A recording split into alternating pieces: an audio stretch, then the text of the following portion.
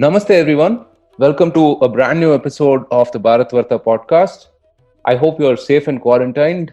And in this episode, we're going to be talking about a possible exit from the lockdown so you can dream of a life outside. Speaking of such good things, this past week we crossed 1,000 plays on our latest episode featuring Harsh Madhusudan and Sridhar Vembu. So thank you so much for listening in, friends. When a few of us started the Bharat Varta podcast, we knew that there was an audience for reasonable long form discussion beyond clever remarks on Twitter or WhatsApp. And we're thrilled to be validated on that. So thank you again, and we hope to do better. So today's episode is going to do just that. We're going to discuss an exit strategy from the current lockdown situation here in India. And to do that, we have a diverse lineup of people, some of whom you've probably heard on the podcast before. Ashish Chandarkar joins us. He's a public policy analyst and commentator. So he has published over 200 articles on, in the BBC, Business Standard, Financial Express, Jagran, Mint, Reuters, Swarajya, Times of India. I'm probably missing a couple of them. Ashish, did I get that right? Maybe another 5 or 6 places, but I think this is fine. Welcome to the show, Ashish. Thank you. Next, we have Rohit Jayaraman, who also you should have heard before on the podcast a few times. Rohit probably knows the electoral dynamics of possibly every village, city or mohalla that matters in India. He has traveled the length and breadth of the country, lived and breathed the politics of the land. So his views are, I would say, literally grounded. Welcome back, Rohit. Good to have you on the show. Thanks, Kari. Thanks for that very nice introduction. I try to do better. Without any cat jokes. And then we have Bodhisattva, who is an economist and author. So he's the guy who writes those giant reports for important institutions and so on about things like basis points and demand curves and whatnot that impact the price of Maggi or eggs or toothpaste in your neighborhood. Welcome, Bodhi. How's it going? I'm good, Kari. How are you? I'm doing all right. Thank you. So, all right, folks. I mean, good to have you all on board. Before we get on with, the heavy-duty stuff of the lockdown, very short answer from each of you. I'll just go around the table. What have you learned about yourself in the last 2 weeks of being quarantined? We can start with Ashish. Ashish, something you learned about yourself? I mean, I don't think there's been any great new self-discovery, except that, the fact that I can actually work productively for 2 weeks from home, which I have been doing in the past, but for lesser duration. So I think 2 weeks is also fine. And I guess, I think 2 or 3 more weeks to come. Okay, awesome. More productivity. Rohit? I think for me, it's that I can actually stay within the compounds of my house for 2 weeks without completely going like crazy over it. So shows that you can actually be patient. Yeah, that's something that I've realized as well. I really thought that, not going out of the house is going to impact me like, totally adversely and everything. But I've been fine. I've been doing just fine, actually. Bodhi, what about you? So I wouldn't say it's a moment of self-discovery, rather an issue of self-validation. But whenever I meet young people who are not married, or they are willing to kind of cut corners on costs, and they compromise on living spaces. I think one of the outcomes of this will be that people will become much more aware of what are their living conditions. Have they been too miserly in sort of making sure they have nice living spaces within their means. And to me, this idea has been with me for the last 12-14 years since I've left home. And it kind of got validated again through this lockdown that you need to have a comfortable house within your own means. You need to make sure that you don't compromise on your housing situation when you have such a thing. Yeah, absolutely, great point. All right, guys. So I'm just going to quickly summarize the events of the past few weeks. We had the Janata curfew on March 22nd. When 1 billion people stepped out to express their support to doctors and health workers dealing with the pandemic. At that point, I think we had less than 200 positive COVID cases in India. Post that, as we had preempted on the podcast, actually, we had a 21-day lockdown that was announced starting March 25th, which has been, lauded all over the world as a bold but necessary decision that has helped India. Right? It's day 11 of the 21-day lockdown, and we're past the 3,000 mark in terms of COVID positive cases here. Rohit, we'll start with you. Can you summarize a few of the key events that have happened over the past 11 days? And guys, feel free to come in at any point of time. Yeah, sure, Carrie. So I think we can start this whole process from the time of the Prime Minister's first speech, right? Where he came on, where he turned up on TV and basically called for the Janta curfew and the whole thing around expressing your support for doctors, etc. So a lot of us had discussed informally that seemed like a prelude to a bigger lockdown, the whole Janta curfew. And it sort of played out exactly that. So because I stay in Bombay, I can give you some perspective there. Just on 21st afternoon itself, the Maharashtra went on a lockdown, which sort of led into the Janta curfew. Then various states followed at different points during the Janta curfew. Then we heard that the train services were being suspended, which was probably an expected outcome because right after the Maharashtra declaration, there were people literally swarming at stations like LTT, etc. in Mumbai. And that would have again obviously defeated the purpose of the lockdown. So then you had on 23rd, more states joining the lockdown. And finally, the Prime Minister announcing this 21-day lockdown from 25th, which he announced on 24th. So it was sort of like synchronized. People had some idea that something was going to come in and things were going to get stopped. There was a flight ban also announced sometime on 23rd, I think, where so everything was sort of leading up to this sort of a lockdown. At least a lot of the white collar population sort of expected this, and companies, corporates, etc. were moving towards it.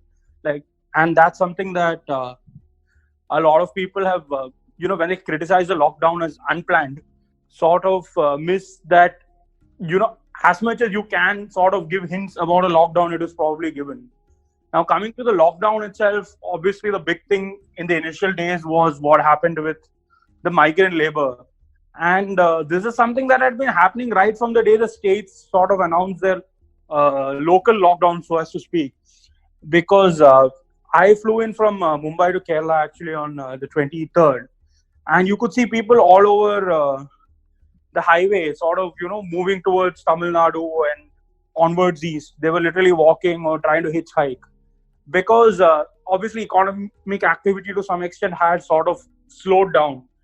But obviously, in a lot of places, state governments, while a bit slow, did pick up the slack and at least from what I know of, definitely Kerala, Tamil Nadu, etc. have sort of built camps, etc. to, house these migrant workers. Because one thing that's been happening clearly is a lot of people who take care of their accommodation, etc. were not really willing to do it during the lockdown.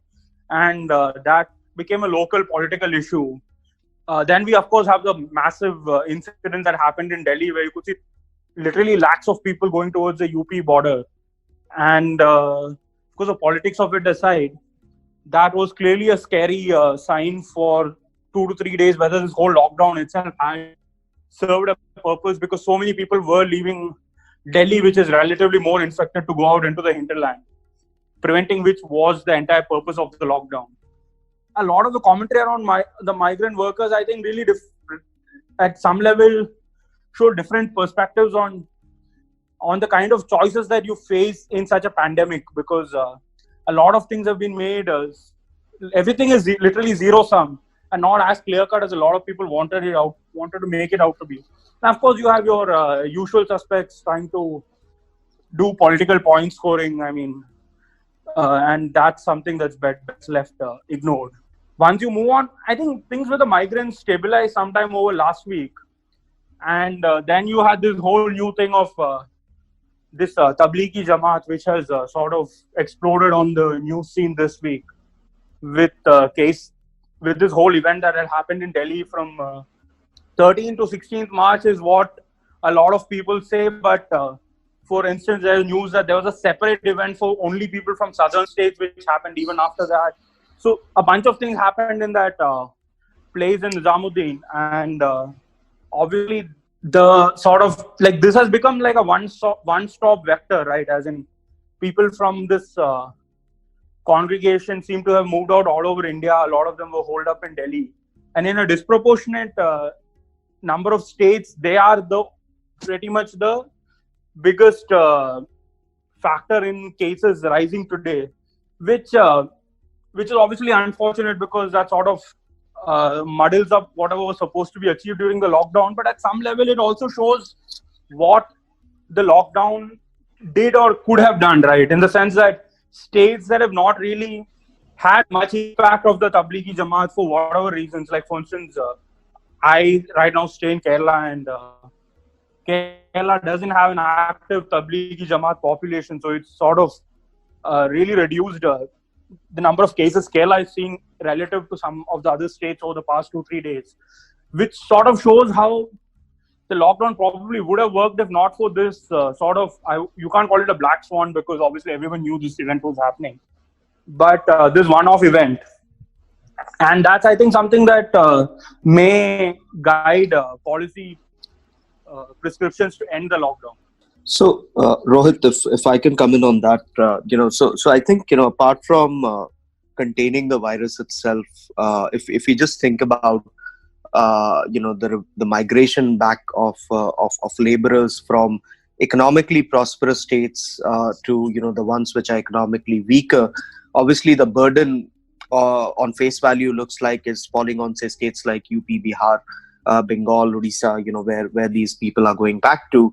But then, say, once the lockdown ends, even states like Maharashtra, Kerala, Tamil Nadu, Karnataka, Delhi for that matter, will face a shortage of labor. How do you think this plays out, one, from the perspective of these people coming back?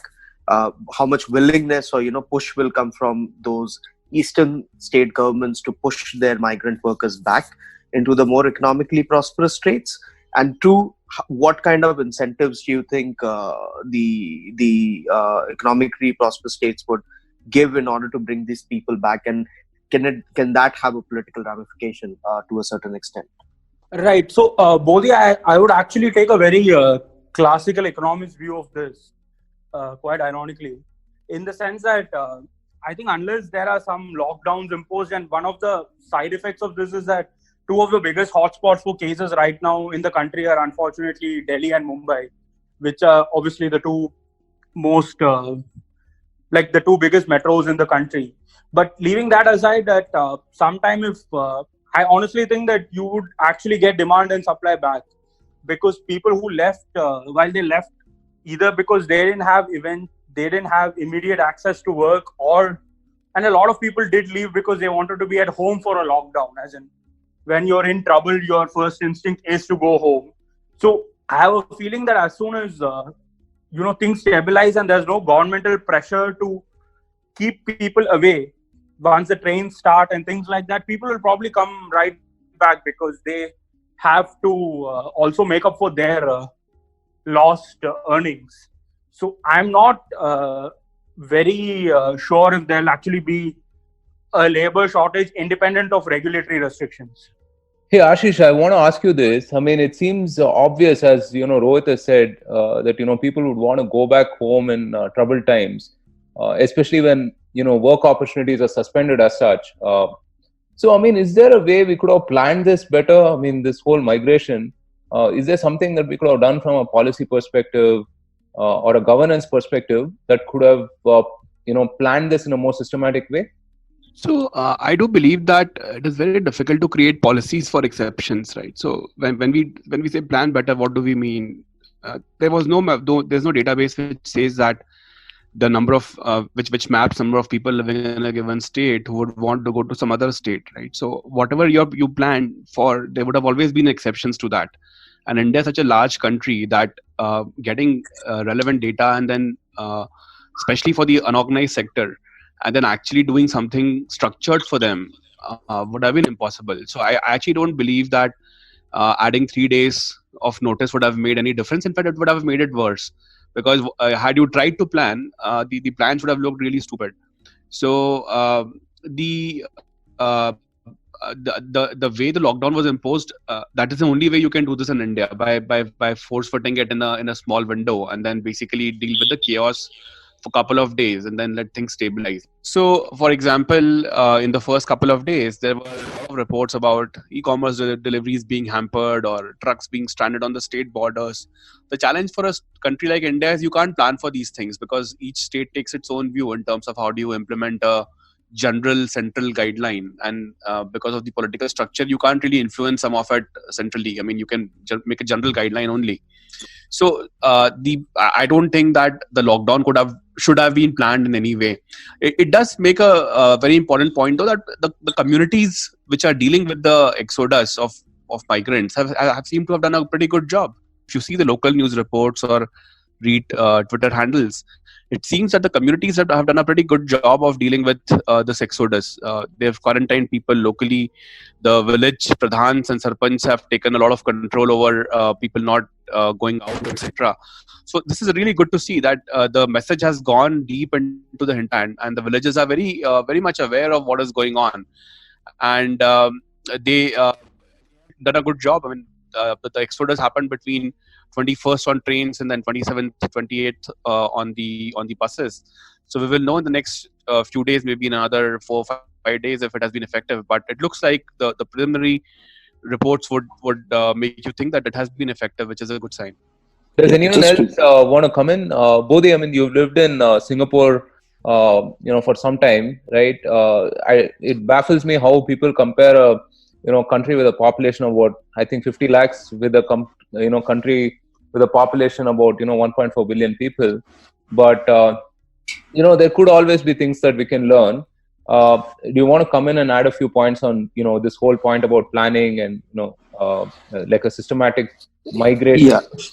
So I would say the biggest difference I do think there are lessons to be learned from how other countries have gone about locking down or keeping things open for India as well. But I completely agree with what Ashish was mentioning, that the real core issue is really at the various government levels, where the implementation of the lockdown takes a whole new form, and it's very hard for somebody, say, sitting in the COVID war room in Delhi to be able to maintain what is happening in the Chauraha next to your house, right? I mean, there the local police wala is more powerful than Modi because he's got a danda in his hand and he can whack you if you're not listening to him, and nobody from Delhi is going to come and save you. So a lot of those micro issues are where things will kind of get jumbled up. But then I think the fact that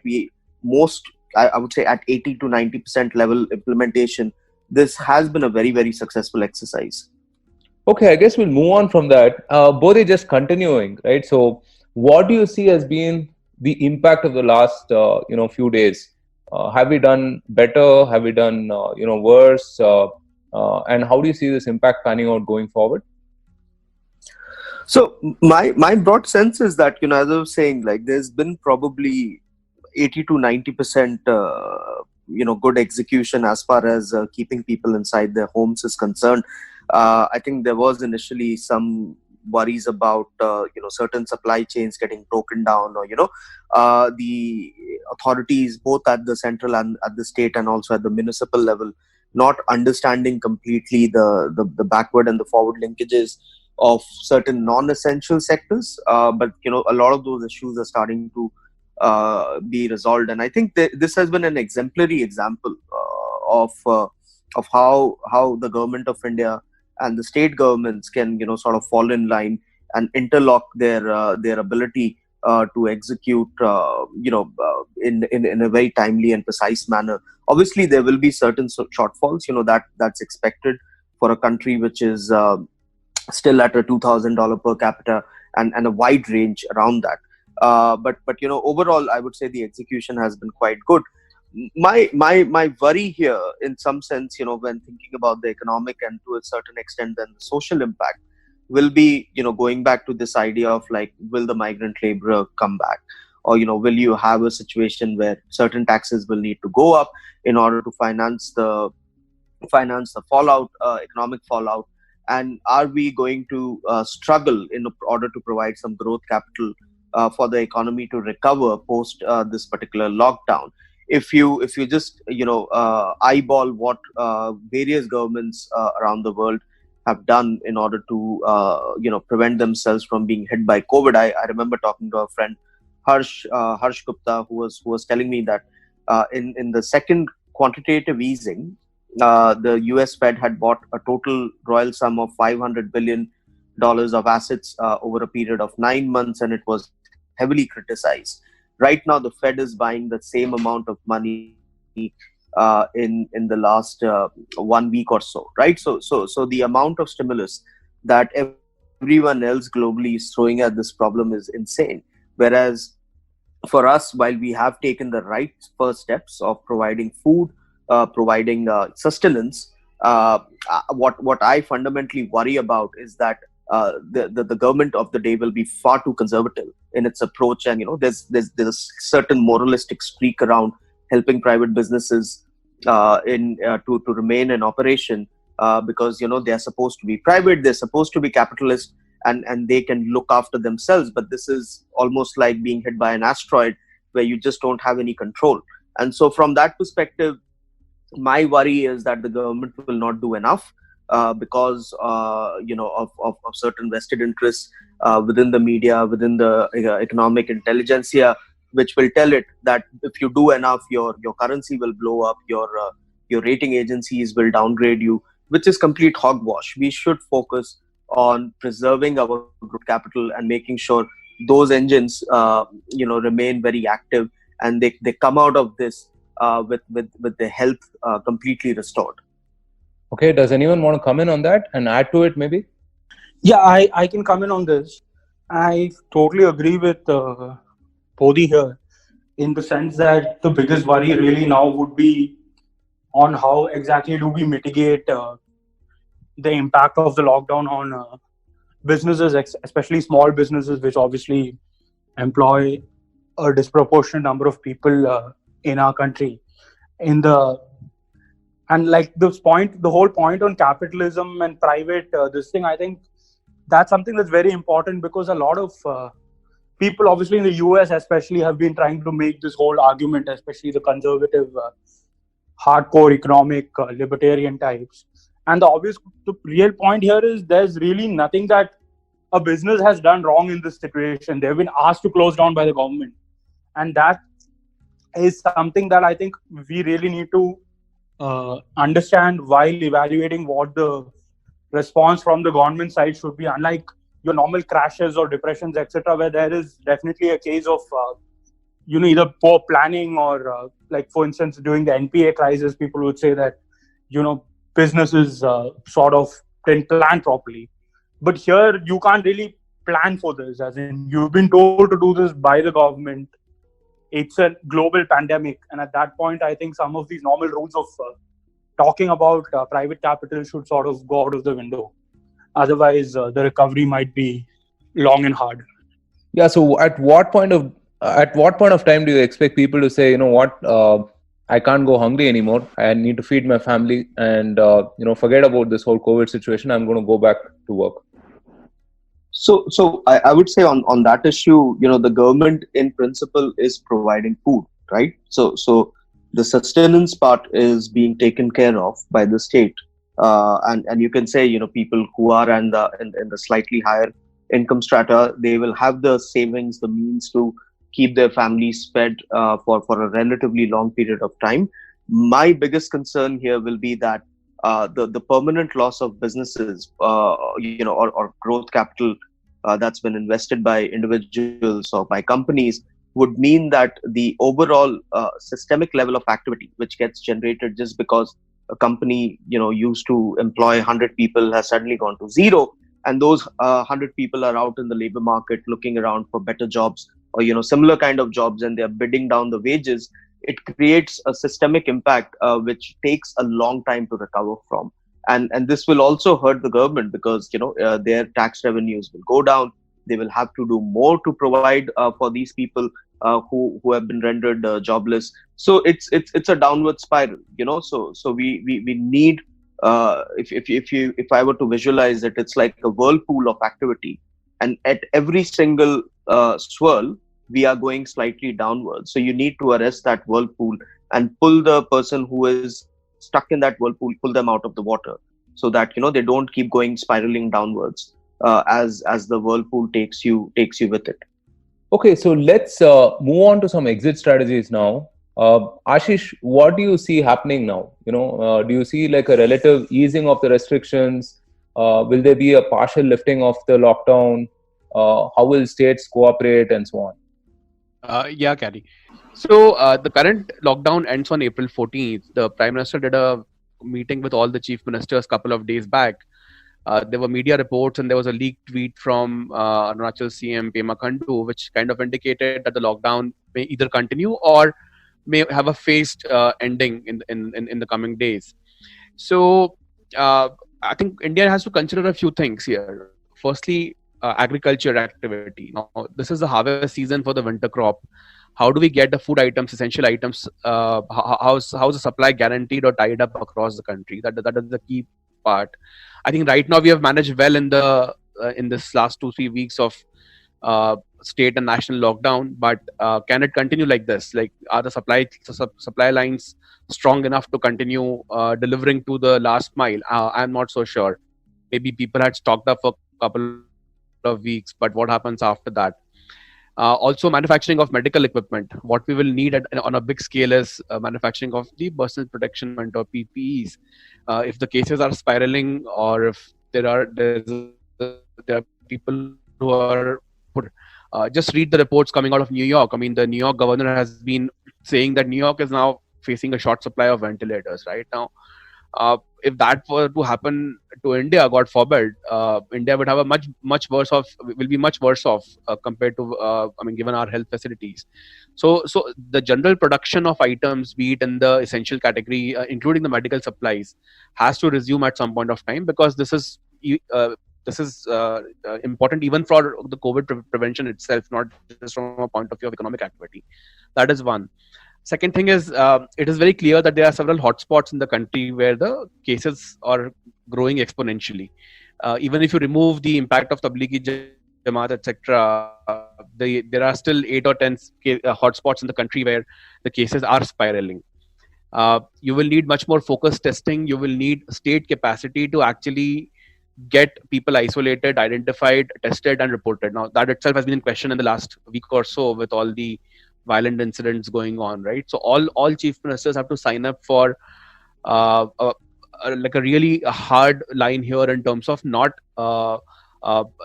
skipping any of those testing processes, and just ensuring the safety of all medical workers and the police forces. That is very critical. And of course, in general, the states have to ensure that they fully report the data, quarantine people early in case of a spiraling from here, because now it will be like a third order spiral, right? Bulk of India's transportation, it ended by 24th of March. So 23rd of March, midnight of that day. So if cases increase from here on, it will be all local issues. So the states have to ensure that they are very, very cautious about preventing the community. So I think there's a lot of prep work to be done in terms of designing any exit strategy from the lockdown itself. Also, India will need, there are several preconditions. India needs a lot of masks. Whenever we announce an end to the lockdown, wearing masks should be made compulsory. It is. I think there's ample evidence that countries which have been using masks have been able to slow down the progress. All other factors remaining equal, right? So countries like Japan or South Korea or Czech Republic and a couple of other European countries, where mask wearing had become either mandatory or socially enforced, those countries have done relatively better. So I think that India needs to produce masks on a big scale to get out of the lockdown. That should be one of the conditions. Then how do you track and trace the people who are on quarantines? We have had numerous reports of people breaking quarantines. How do we use technology there? Does technology violate privacy in this case? So all those questions come into play. If government goes too hard on tracking, there will be privacy arguments which will be brought in, and unfortunately now there'll be a religion angle to the privacy arguments also. So it will only need like one or two stray incidents to get for this to get linked to the events of December, January around NRC and NPR. And the whole CA argument will come into play all over again, right? So I think that governments need to keep that in mind, because if people are allowed to congregate, it can lead to other implications, especially with the kind of surveillance in place around quarantines. So that is another issue which we need to deal with. The third thing is, how do we minimize fake news? How do we ensure that there is no panic in the system, like something goes on WhatsApp, and what if there's an exodus all over again after 1 week, right? So because of a fake news pandemic. So that needs to be also kept in mind. So I think these are the main preconditions. Now there's a issue here, there's a huge issue here in terms of how the virus has spread in India. If you look at the top cities where the virus is impacting, obviously Mumbai and the Mumbai metropolitan region is the biggest city numbers wise, followed by Delhi. That is actually very bad news from the perspective of economy, because even if you open up parts of the country, I mean, the bulk of the economic activity is still driven by those two cities. Add Pune to it, which has got a large presence. So I think there has to be also sectoral strategies such that we account for the disruptions in these cities, and yet try to open up what can be opened up, despite not. I think areas which do not have a dependency on these cities potentially have to take priority. Finally, even regional centers like Indore and Jaipur are facing challenges, right? So the same principle has to apply as to which parts do we open up, which industries. So all that phasing has to be planned for before any decision is taken. Okay, that's a fairly comprehensive answer. Does anyone want to add anything to this? I mean, any points of dispute as such, or anything to complement? No, I'll just say I completely agree with what Ashish has lined out. I think the wearing of masks and also tracking of individuals is something that's going to become the new normal, at least as far as the next year or so is concerned. Till the time we have a strong handle on how this disease can be treated, and is there any way of prevention, particularly through a vaccine. So this is going to have a profound impact on the way we live, the way we interact with people, and the way we as collectively as a society define what is acceptable and what is not. And a lot of these social norms around people getting away with certain kinds of behavior will change India quite dramatically. In fact, things will become far more rigid, far more disciplined, and you will see the public itself ensuring that the implementation happens, right? So this is because it creates negative externality. If one person breaks the rule, they could jeopardize the entire system. You will see a lot of social policing starting to take place. So just mentally we have to be prepared for that. Okay, I guess it's time for us to all wear masks, exercise reasonable discretion, and just hope to tide these things over. So thank you so much for tuning in, everyone. This was another episode of the Bharat Varta podcast, and it will be available soon on Anchor FM, Apple, Google Podcasts, Spotify, and a bunch of other platforms. Do subscribe to us and share this episode if you did like it. Thank you so much for joining, guys. Thank you, Ashish, Bodhi, and Rohit. Thank you. All right. Until next time, please stay safe and take care of yourselves. Jai Hind.